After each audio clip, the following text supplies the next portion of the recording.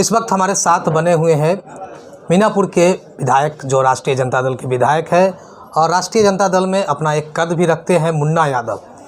और जैसा कि आप जानते हैं, बिहार में 2 सीटों पर उपचुनाव हो रहा है और एक सीट पर कुशेश्वर स्थान जो दरभंगा ज़िला में है, और वहां लगातार मुन्ना यादव ने कैंपेनिंग करने का काम किया। आज उनका रुझान, यानी कि आज जीत का श्रेय किसके पाले जाएगा, ये आज आने वाला है। इससे पहले मुन्ना यादव क्या सोचते हैं, जो राष्ट्रीय जनता दल के विधायक है, कैसा कैंपेनिंग रहा और कौन जीते, क्या लग रहा है? सबसे पहले आप भी वहाँ कैंपेनिंग करने गए थे, क्या लग रहा है? देखिए, अभी 2 उपचुनाव है और हमें उम्मीद है कि दोनों उपचुनाव हम लोग जीतेंगे। में कहीं से कोई शक नहीं है, क्योंकि जो स्थिति अभी बिहार की है, महंगाई चरम पर है। आप देख लीजिए कि पेट्रोल डीजल जो है 100 पार कर गया, सरसों तेल 200 पार कर गया, आलू का कीमत जो है 25 से 30 रुपये हो गया। इस महंगाई को जो है झेल रहा है बिहार की जनता, त्रस्त है इससे। और हमने जो कुशेश्वर स्थान में देखा है कि कुशेश्वर स्थान में तो विकास का कोई चीज़ नहीं है, दूर दूर तक दिखाई नहीं दे रहा। अगर मुख्यमंत्री जी 16 साल से यहाँ के मुख्यमंत्री हैं, मैं तो दावे के साथ कहता हूँ कि वो कुशेश्वर स्थान के पूरे प्रखंड के दौरा करके बता दें बाई रोड, तो फिर मैं मान लूँगा कि विकास हुआ है। मैं 3-3 घंटा नाव पर जा कर के, एक वहाँ पंचायत है उजवा सिमटोका, 3-3 घंटा कोसी के धार में नाव पर जाते थे और तब उस पंचायत में पहुँचते थे। उस पंचायत का बूढ़ा बूढ़ा आदमी लोग कहता था कि आज तक कोई विधायक चाहे कोई नेता हमारे यहाँ वोट मांगने नहीं आता है। तो ऐसी स्थिति है बिहार की, और ये कहते हैं विकास है। वहाँ कुशेश्वर स्थान में उसके अलावा भी और जगह है जहाँ देखने को मिलता कि दूर दूर तक कहीं सड़क ये सब है ये नहीं है, न अस्पताल है न विद्यालय है। विद्यालय का हाल ये है कि 6 महीना में एक दिन टीचर जाता, 6 महीना का हाजिरी बना लेता, बस स्कूल चल रहा है। अरे मुख्यमंत्री जी कहते कि हर पंचायत में हमने बच्चियों के लिए 10+2 का व्यवस्था कर दिया। मैं दावे के साथ कहता हूं कि मुख्यमंत्री जी, आप में औकात है तो आप ये बताइए कि 10+2 तक जो स्कूल आप किया है उसमें कितने शिक्षक हैं, कितने बच्चे बच्चियां उसमें पढ़ रही है? कहीं कोई शिक्षक नहीं है। जो पहले से उच्च विद्यालय था उसमें तो सब विषय वाइज शिक्षक नहीं है। आप एक गिनाने के लिए डाटा गिना दिए कि जो हाई स्कूल था बिना भवन के अभाव में भी आपने उसको कर दिया 10+2। शिक्षक कहाँ से ले आइएगा? ये तो चुनावी मुद्दे हैं, चुनावी वादे हैं, चुनावी रणनीति है। लेकिन सबसे पहले बात है कि वहाँ 15 सालों से जदयू की सरकार है, तो आप कैसे जीत का दावा कर रहे हैं? वहाँ 15 सालों से जदयू के विधायक, जनता त्रस्त है, जनता इनसे छुटकारा लेना चाह रही है। ऐसे भी तो ये जनता के मुख्यमंत्री है नहीं। जनता ने तो मैंडेट दिया था तेजस्वी यादव जी को, जनता का मोहर तेजस्वी यादव जी को है कि मुख्यमंत्री का। ये तो अपना जुगाड़ टेक्नोलॉजी से आ जाते हैं, जुगाड़ टेक्नोलॉजी के तो माहिर हैं। अब जो पहला रिकॉर्ड है कि जो आदमी थर्ड पार्टी हो बिहार का और वो मुख्यमंत्री की कुर्सी पर बैठा हो, तक सोच सकते हैं कि क्या काम करेंगे। जनता ने इनको अलग कर दिया, उसके बाद भी जुगाड़ टेक्नोलॉजी से कुर्सी पर बैठ गए, तो ये जनता के हित में नहीं ना सोचेंगे। ये तो सोचते हैं कि जनता हमको रिजेक्ट किए हुए है, तो चलो उसका जितना अहित कर दें, अब महंगाई को जितना बढ़ा दें।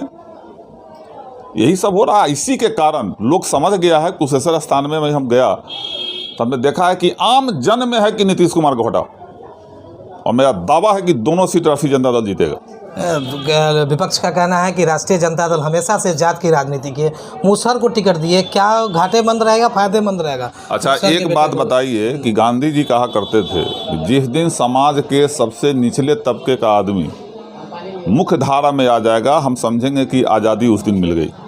आज लालू जी उसी रास्ते पर चल रहे हैं। हमारे राष्ट्रीय अध्यक्ष जी, कर्पूरी जी, लोहिया जी के सिद्धांत पर चल रहे हैं। अगर समाज के सबसे नीचे खड़ा हुआ आदमी को अगर लालू जी उठाने का काम कर रहे हैं, तो ये कोई गलत है क्या? जातिवाद है कि नहीं? क्या जातिवाद है? आज़ादी उसको नहीं मिलना चाहिए, उसको मुख्य धारा में नहीं आना चाहिए। जो समाज का सबसे नीचे तबका का एक मुसहर का बेटा सदन में नहीं जाना चाहिए। अगर ऐसा किए हैं तो लालू जी ने सामाजिक न्याय को और मजबूत करने का काम किया है। और बिहार ही नहीं, पूरा देश जानता है कि सामाजिक न्याय के योद्धा जो है लालू जी हैं। जब भगवतिया देवी के बेटी समता देवी को जब उस सदन पहुंचा सकते हैं, तो एक गणेश भारती मुसहर के बेटा को पहुंचा दिया तो जुनून हो गया। विपक्ष तो जात पात की राजनीति इनको मान रहा है। देखिए, हमारी पार्टी अब कहती है, आदरणीय नेता तेजस्वी जी भी बोलते हैं कि हमारी पार्टी A to Z की पार्टी है। अब सभी जाति, सभी बेरोजगारी की बात तेजस्वी जी करते। बेरोजगारी में जातिवाद है क्या? बेरोजगार तो हर जाति के लोग हैं। महंगाई का बोझ जो है हर जाति का लोग झेल रहा है। तो सभी जातियों के लिए तेजस्वी जी लड़ाई लड़ रहे हैं और जिसका परिणाम हुआ है कि हर जाति हर वर्ग का लोग अब तेजस्वी यादव को चाह रहा है। ये 2 सीट जीत जाते हैं तो फिर राष्ट्रीय जनता दल के आगे की क्या रणनीति बनाए? अगर आपकी पाले में आपकी जीत आ जाती है तो क्या कुछ आगे की रणनीति रहे? किस आधार पर आप कह रहे हैं कि सरकार बना लेंगे बिहार में? क्या रणनीति? अरे जदयू या भाजपा का लोग तो जब यही 2 सीट जीतेंगे कि उन लोग अपने टूट के आएगा।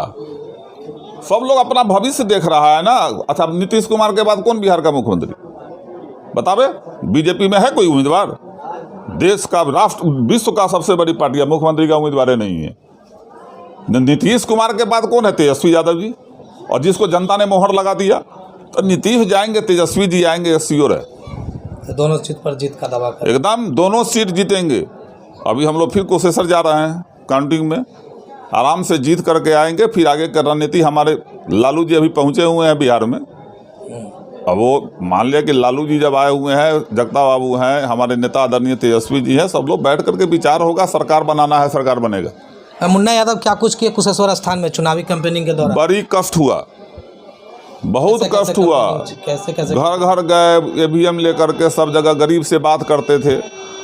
सारे लोग कहते थे वहाँ हर जाति के, वहाँ जिस पंचायत में हम थे उस पंचायत में यादव, मुसहर भाई, उसके बाद आपको कुर्मी भाई हैं जो राय बोलते हैं, वहाँ साहनी भाई हैं, सब लोग से मिले। सब लोग में खुशी का लहर है कि हाँ, लालू जी ने एक मुसहर का आज़ादी से लेके आज तक जो 40,000 से ऊपर आबादी है वहाँ मुसहरों की, और उसका प्रतिनिधित्व नहीं किया। हजारी जी क्या है, 7,000 वोट है उनका, पूरे कुशेश्वर स्थान विधानसभा में 7,000 वोट है, तो वो प्रतिनिधित्व कर दिया।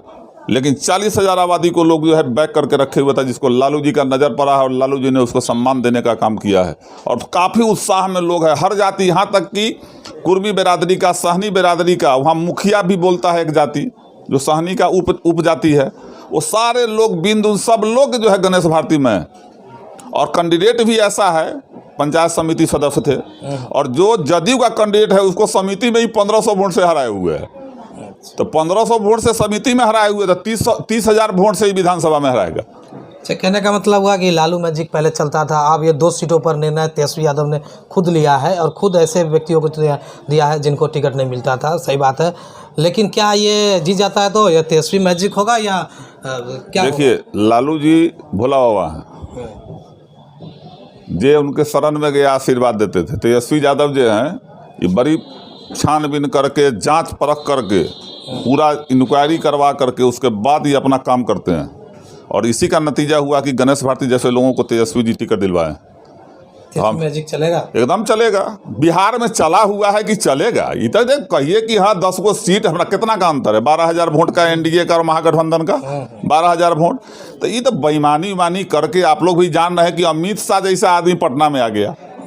जिस समय पिछला बार 2020 में जिस समय काउंटिंग हो रहा था, क्या कारण था कि देश का होम मिनिस्टर जो है वो पहुंच जाएगा पटना में। तो वो तो दबाव में आकर के पदाधिकारियों को दबाव दे करके, जबकि बैलेट का काउंटिंग, चुनाव आयोग का निर्देश था कि बैलेट का काउंटिंग पहले होगा, बाद में EVM खुलेगा। हम लोगों के यहाँ पहले बैलेट का काउंटिंग हम लोग करवाए, बाद में EVM का करवाए। लेकिन जहाँ जहाँ सेटिंग लगा इनको कि हाँ वहाँ का प्रभावित करके प्रशासन, वहाँ बैलेट का गिनती बाद में करवाया। कहीं 8 वोट से, बताइए, हिलसा वाला सीट हमारा 8 वोट से शक्ति सिंह यादव को हरा दिया। इधर सीतामढ़ी का 1 सीट जो है हरवा दिया। सरकार तो हमारी बन गई थी, लेकिन इन लोग का जो तिक्रम जो चला, प्रशासनिक तिक्रम, उसमें हम लोग पीछे हट गए। लेकिन ऊपर वाले के घर में देर है अंधेर नहीं है। मैं आपके माध्यम से कहना चाहूँगा कि गलत करने वाला आदमी ज़्यादा दिन तक टिकाऊ नहीं होता। और यही नतीजा है कि फिर 2 उपचुनाव होने वाला है और 2 उपचुनाव होने वाला है। तो हमारे साथ बने हुए थे, ये है मुन्ना यादव जो राष्ट्रीय जनता दल के विधायक हैं मीनापुर से, और लगातार दूसरी बार इन्होंने जीत हासिल किया था मीनापुर से। और इनका दावा है कि राष्ट्रीय जनता दल ही दोनों सीट जीतेगा, यानी कि तेजस्वी की जो मैजिक है, तेजस्वी ने जो दिमाग लगा करके, यानी कि 2 जातियों को दोनों विधानसभा सीट पर टिकट देने का काम किया है। यानी कि वैसे व्यक्ति को जहां दोनों सीटों पर पहले कभी नहीं उन्हें प्रतिनिधित्व करने का मौका मिलता था, अब चुनाव के नतीजे यानी कि मतगणना जारी है और उनका रुझान आना शुरू हो गया है। अब देखना दिलचस्प होगा कि किनके खेमे में जीत का सेहरा जाता है और किनके खेमे में हार का सेहरा जाता है। तब तक के लिए धन्यवाद।